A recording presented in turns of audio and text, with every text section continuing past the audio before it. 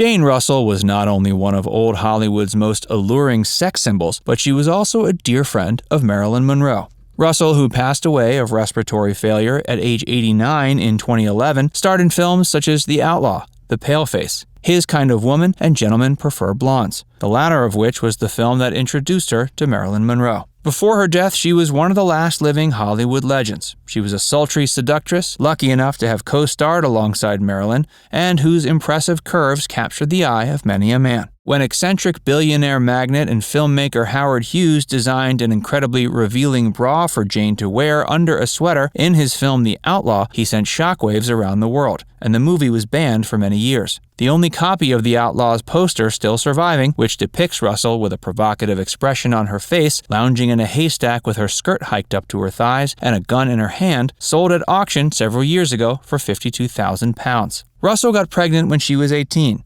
and proceeded to get a botched abortion before marrying and divorcing 3 times. She also struggled her whole life with alcoholism. She was a born-again Christian who regularly invoked the name of Jesus in conversation. Keep watching to discover who the real Jane Russell was and what exactly she had to say about her dear friend Marilyn Monroe that flies in the face of the official narrative.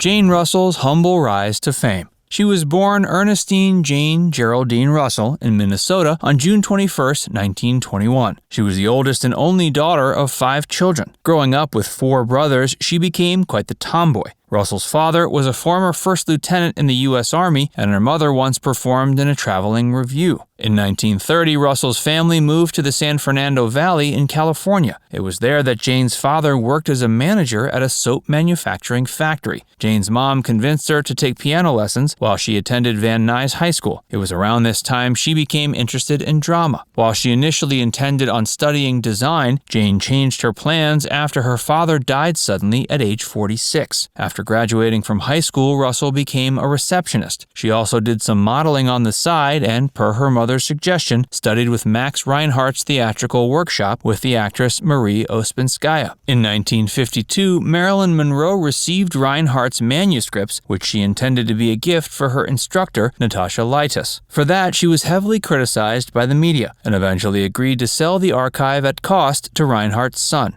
But as fate would have it, Reinhardt's son then resold the entire collection to a university, earning a sizable profit. Hey, if you're enjoying this video so far, be sure to give it a like, and subscribe to Factsverse if you haven't already. And stay tuned to see why Jane Russell believed her good friend Marilyn didn't take her own life.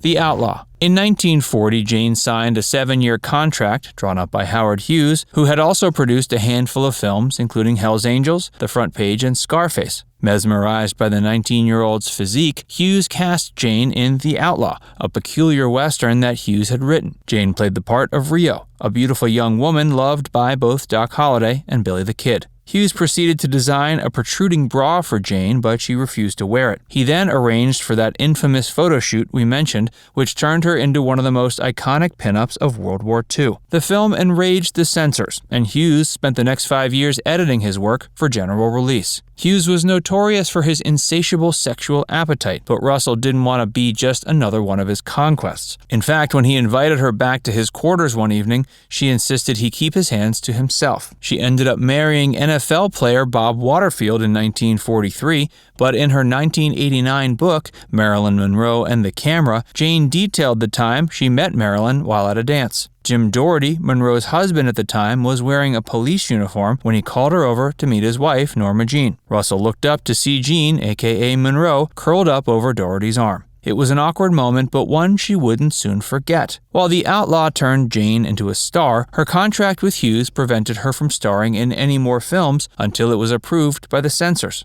He expected her to help promote the film long before its release had been confirmed and only permitted her to appear in one other movie during that time, 1946's Young Widow. In 1947, Russell delved into the musical world before returning to film. But in 1953, she joined forces with another much sought-after Hollywood bombshell, Marilyn Monroe.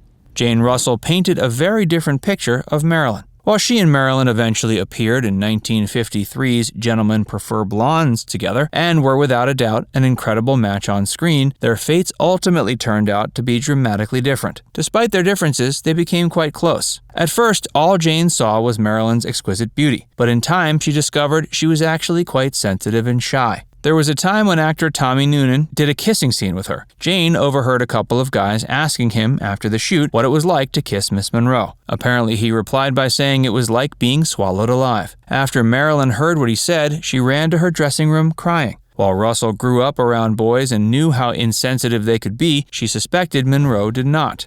Russell insisted Marilyn did not kill herself. Before she passed away, according to Russell, Monroe was planning on marrying baseball player Joe DiMaggio, and she also had a fresh new movie contract. Those details in tandem convinced Russell that Marilyn Monroe did not kill herself. Rather, she believed Monroe was killed. She concluded there was, as she put it, dirty tricks involved in her death. Russell further believed that Jack and Bobby Kennedy, both of whom were Marilyn's lovers, were somehow involved in her demise. Shortly after Monroe died, Jane met Bobby Kennedy. Russell said the moment he laid eyes on her, he gave her a look that seemed to indicate he was her enemy, but she refused to allow him to intimidate her. Jane Russell wasn't afraid to speak her mind when she wanted to. While Russell kept close guard of her own love life, denying that she and Hughes were ever lovers and keeping quiet whenever asked about her relationship with Frank Sinatra, she was fairly open about discussing Liza Minnelli and David Guest. Being Liza's friend, Russell attended her and Guest's lavish wedding, but sided with David after their bitter divorce. Russell's third husband, John Peoples, who worked in real estate, died in 1999 after he and Russell had been married for 25 years. After he passed away, Jane turned to booze for comfort. She quickly developed a problem with alcohol. She was 79 years old when she went to rehab, but after 30 days,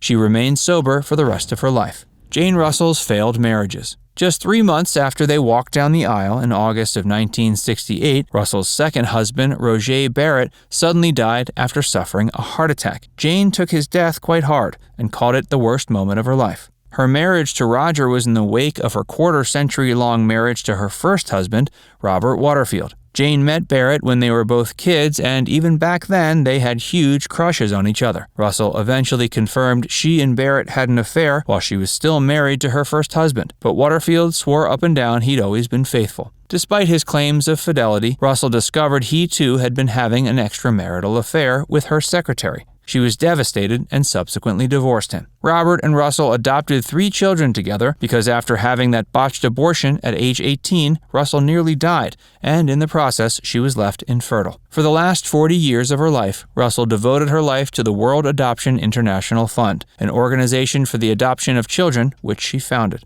Now it's time to hear from you. Jane Russell seemed convinced Marilyn Monroe did not commit suicide. What do you think? Was she murdered or did she take her own life? Let us know what you think in the comments section below. And before you go, make sure you give this video a like and subscribe to Factsverse if you haven't already. Click the bell icon to stay updated on all our latest content.